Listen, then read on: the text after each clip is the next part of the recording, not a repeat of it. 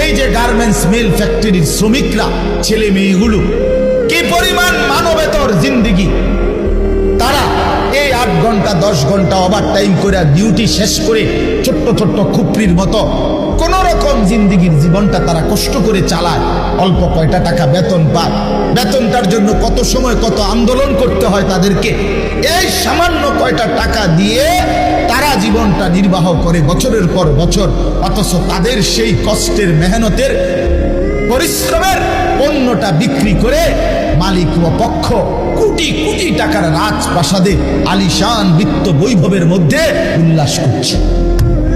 আল্লাহ বলেন, বান্দা এই যে ব্যবধান, এটা আমি করছি, এটা আমার ফয়সালা, আমার ইচ্ছা। আমি যাকে মন চাই ধনী বানাই, আমি যাকে মন চাই গরিব বানাই, আমি যাকে মন চাই সম্পদের প্রাচুর্য বাড়িয়ে দেই, আমি যাকে মন চাই সম্পদ কমিয়ে দেই। আমার বান্দা, এটা তোমার দুনিয়াবি কোনো শিক্ষা, দুনিয়াবি কোনো যোগ্যতা, শারীরিক কোনো দক্ষতা, তোমার মেধার কোনো বিচক্ষণতা নয়, কসম আল্লাহর নয়। যুবক, প্রতারিত হয়েও না বন্ধু, প্রতারিত হয়ে